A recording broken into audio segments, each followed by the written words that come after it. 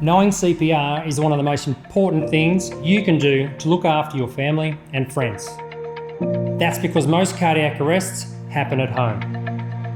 And when bystanders like you take action, the survival rate doubles. We know that CPR can seem scary or stressful, so we're going to talk you through how to do it in just a couple of minutes. Keep in mind that when you call 000, the call taker will tell you what to do and send us straight away. But knowing what to do before we arrive makes all the difference. With cardiac arrests, seconds count, and it's up to all of us to know what to do to save a life. So, grab a pillow or a call push shock kit if you have one, and a space on the floor, and let's get started. Over to you, Jess. When it comes to responding to a cardiac arrest, we can break it down into 3 simple steps: call, push, shock. Okay, the first step is to recognise that when someone is unconscious and not breathing normally, they may be in cardiac arrest, and you need to call 000 immediately. Cardiac arrest means the heart has stopped beating normally and immediate action is needed. So call 000, put it on loudspeaker, and the call taker will talk you through how to do CPR.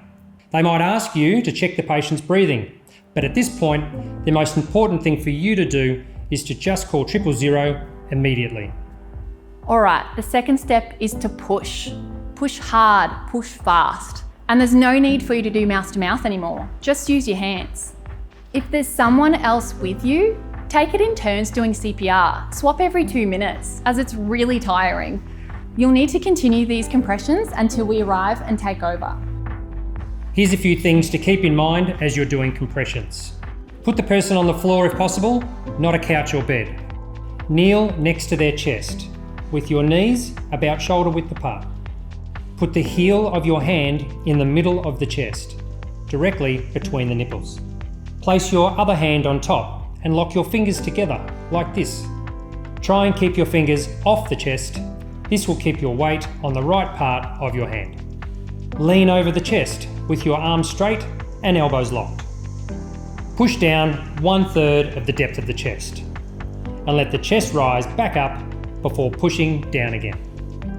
To get the right speed, you can use the song Staying Alive by the Bee Gees, or Row, Row, Row Your Boat, or even Baby Shark as a reference. Basically, you want to be doing about 2 compressions per second. Join along with me. Row, row, row your boat gently down the stream. Don't let fear get in the way. Try and stay calm. Do what you can, and remember that when it comes to CPR, any CPR is better than no CPR. All right, we've covered how to call and push. Now let's tackle the shock component. When we say shock, we're talking about an AED or a defib machine. AEDs are in a lot of shopping centres, schools, and public places. Knowing where your nearest AED is super important. There are many types of AEDs in the community. This is just one variety, but they're all just as easy to use. Just keep a lookout for this sign. So, if you're nearby to one, or someone can grab one for you, here's what to do. Turn it on and follow the instructions. That's it. AEDs are totally safe for anyone to use. They analyse the patient's heart and only deliver a shock when needed. You don't need training to use one, and there's an automated voice that will tell you what to do. Some of the things it'll tell you are to remove their top, remove clothes from patient's chest, where to put the pads, apply pads to patient's bare chest, when to move away from the patient, shock advised, stay clear of patient, and when to keep doing compressions. no shock advised, begin CPR. So there you have it. Call, push, shock. Call 000 immediately. Push hard and fast between the nipples and shock if an AED is available. Remember, when you call 000, the call taker will tell you exactly what to do, and we'll be on our way as quickly as possible. Thanks for joining Jess and me today to learn CPR and how to use an AED. These are 2 of the most important things you can possibly do to keep your loved ones safe. Take care.